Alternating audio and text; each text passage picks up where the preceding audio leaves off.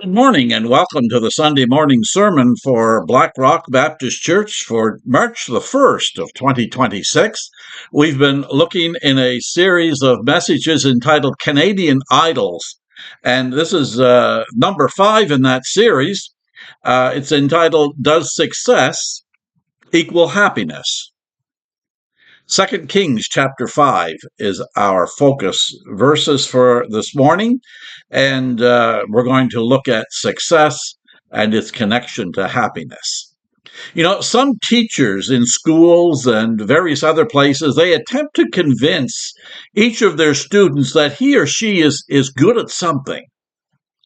The goal is that everyone in the class will experience the feeling of being successful. So maybe by the third grade, little Johnny knows that he's good at math.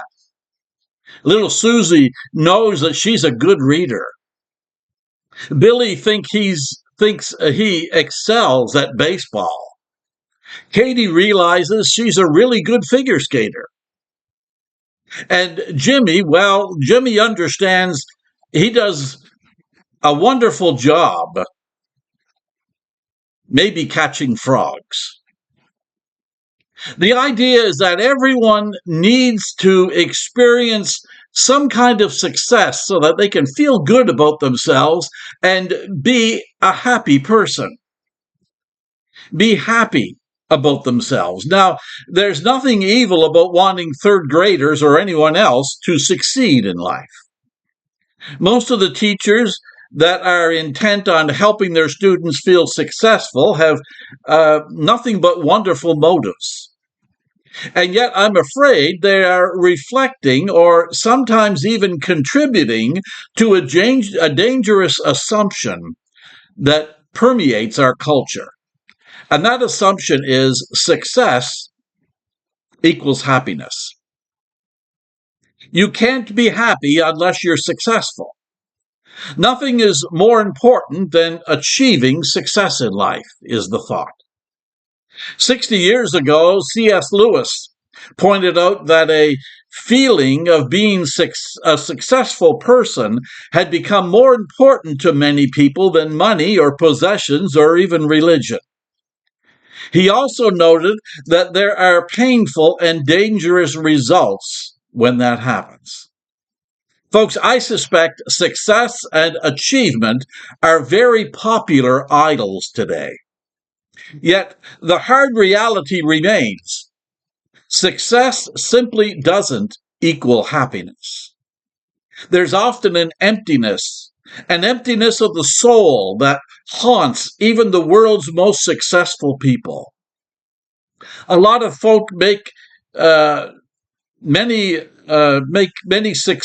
sacrifices to climb the ladder of success, only to find that when they get to the top of the ladder, they've been climbing the wrong ladder.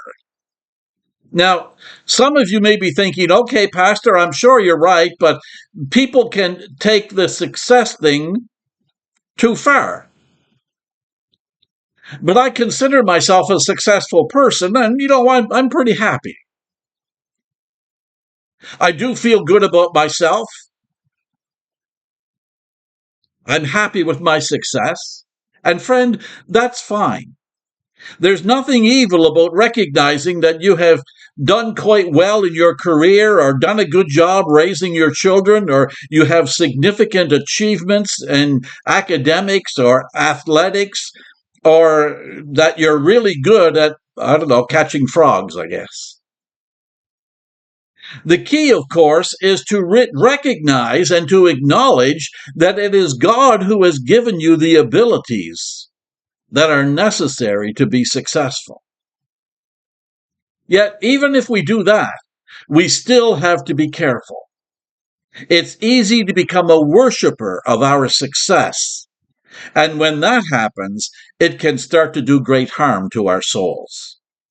Well, today we're going to look back into the Old Testament book of 2 Kings and look at the experiences of a very successful man. His name was Nahum. The story is found in 2 Kings chapter 5, verse 1.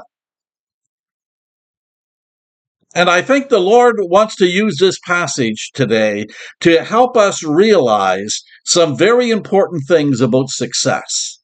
Things that will cause us to be lovers of God rather than lovers of success in life.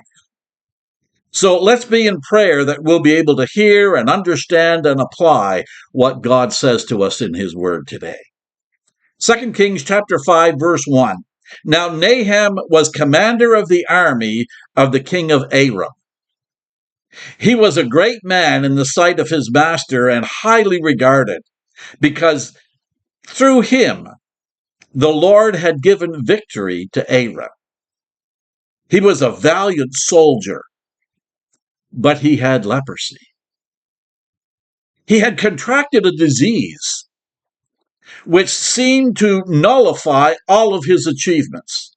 Leprosy was a term used to describe a number of various serious skin diseases which in the ancient world would slowly cripple, disfigure, and eventually kill its victims.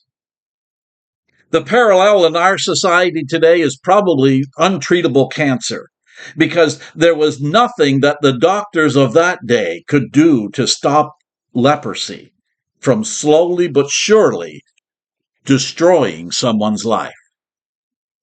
And because people feared that leprosy was contagious, those who were afflicted with it were usually treated as social outcasts.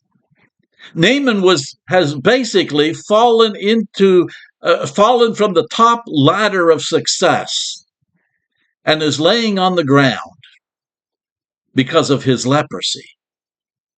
His past achievements really mean nothing. Yesterday's success is indeed old news. Friends, this points to the first lesson that the Lord has for us today.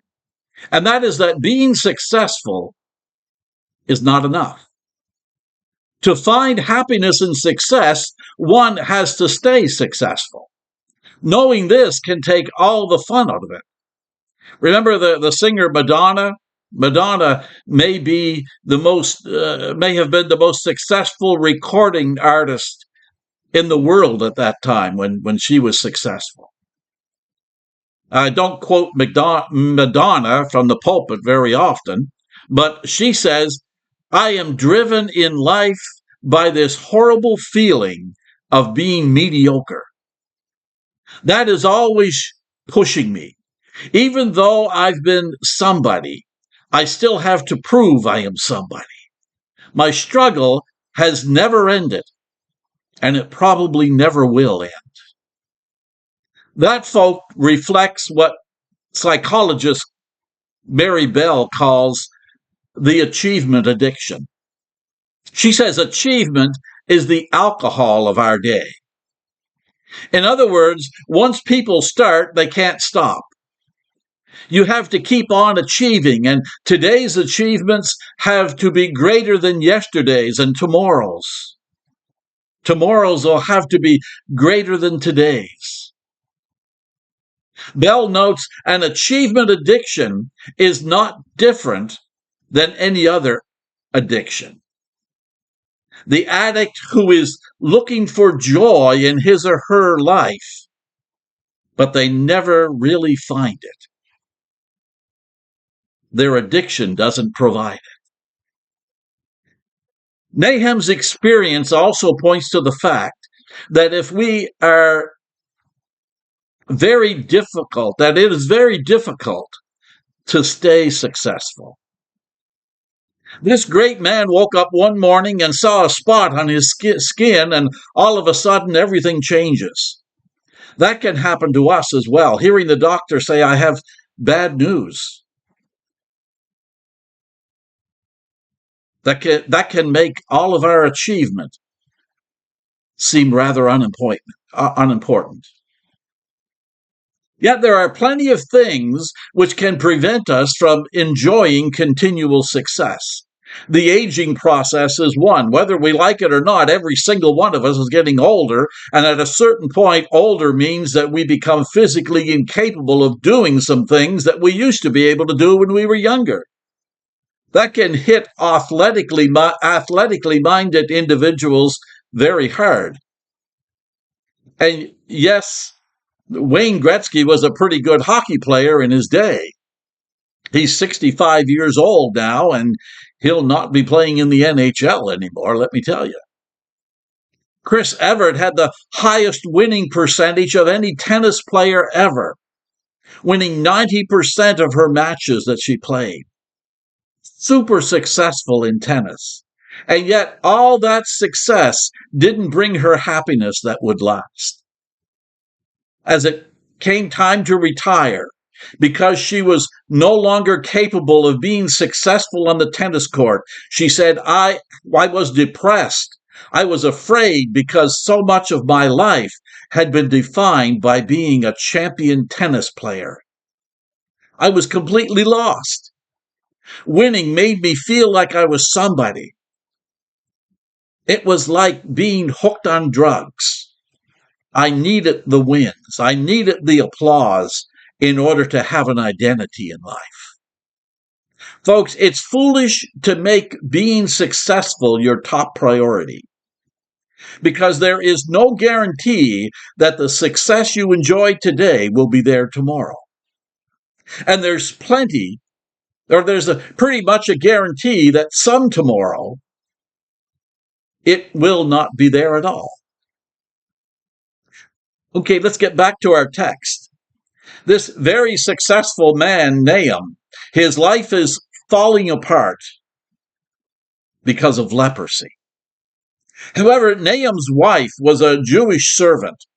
And 2 Kings chapter 5, verse 3 tells us one day the girl said to her mistress, "If only my master could see the prophet who is in Samaria, he could cure him of his leprosy."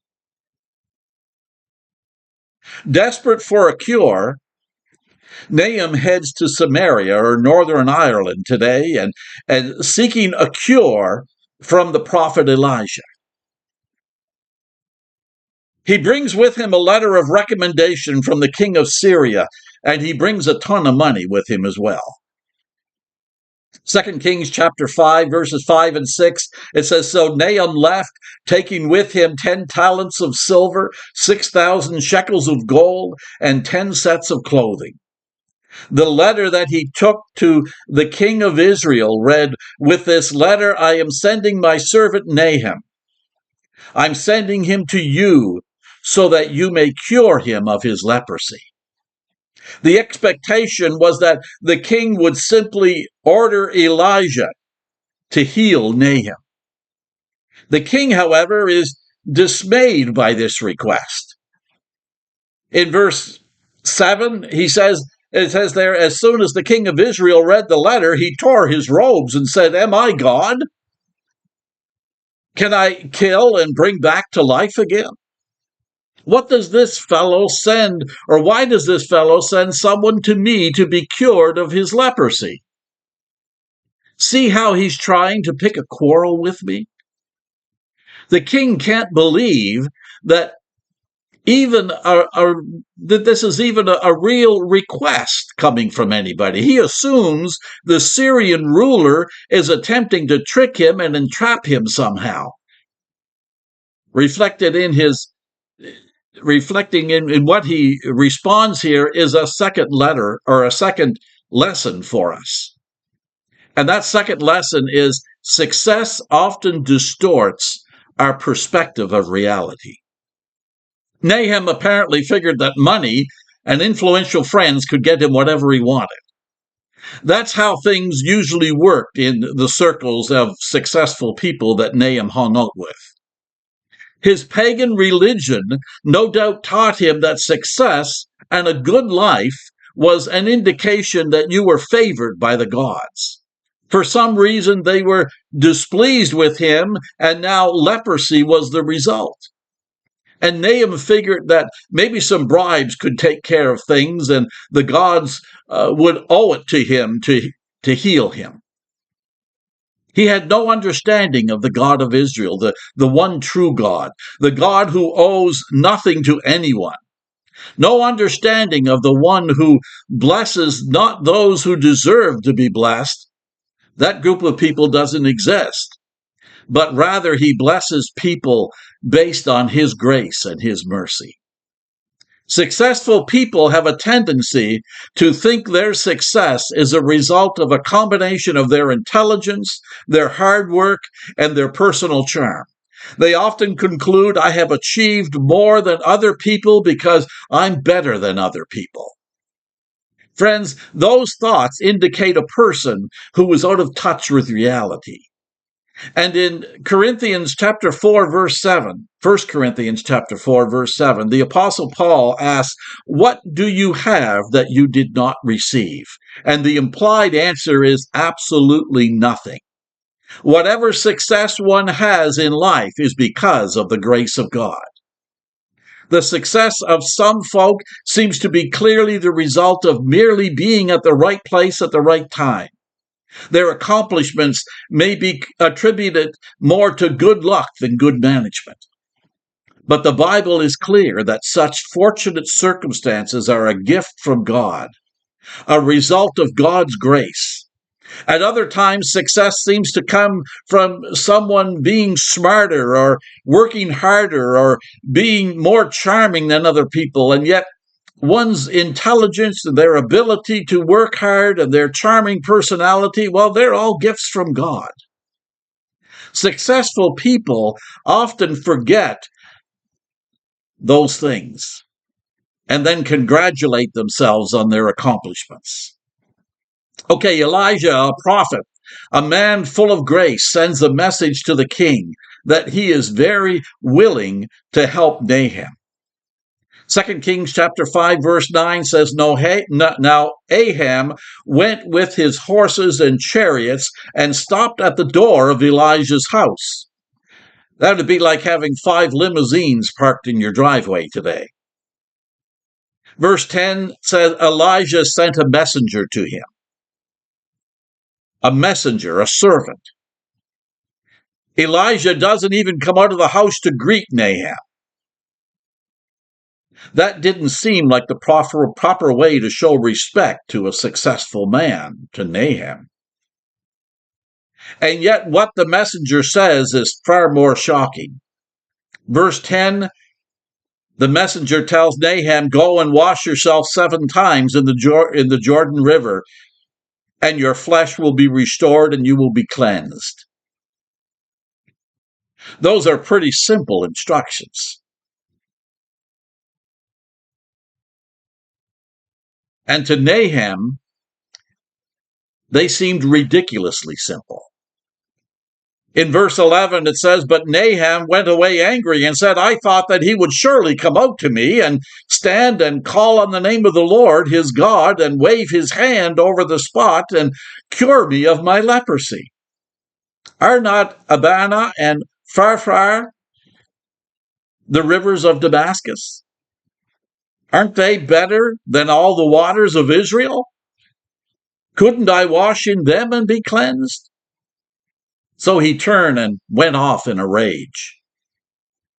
Because Nahum saw himself as an important man, he had the expectation of an expectation about how the healing must take place.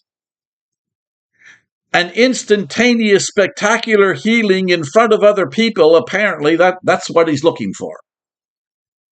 Tim Keller, the author of Counterfeit Gods, notes that Nahum probably also expected that he would have to do something to merit the healing, that he would have to pay a certain amount of money or bring back the broomstick of the wicked witch of the West or some other deed that required great skill and great courage. But no, all Nahum had to do was go and wash in a nearby river, something anyone could do. It required no ability at all. And that may have been the exact point. This brings us to our third lesson, a very important one. The lesson is that it is difficult for successful people to understand and accept God's grace. Though Nahum had been dependent upon the grace of God every moment of his life, he never really realized it. He always thought he himself was responsible for the success that he enjoyed.